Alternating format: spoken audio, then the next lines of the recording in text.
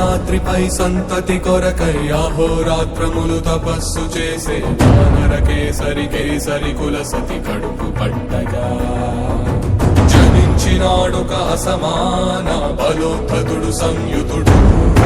అంజనాసుతుడు పవననందనుడు అరుణ కిరణముల ఉదయాత్ముని గని అది పండిన తీయని పంటను కొడు సూర్య మండలము పట్టి తినాలని ఊళ్ళూరే తన దేహం నాటున రవి మరుగై జగము చీకటైపోగా అది అమరేంద్రుడు గమనించి తన ఐరావతమది రోడించి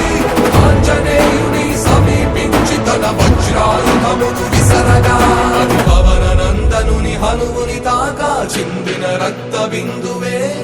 విద్యుద్వేగంతో ధరణి స్థలి వంద కడలిలో చచ్చి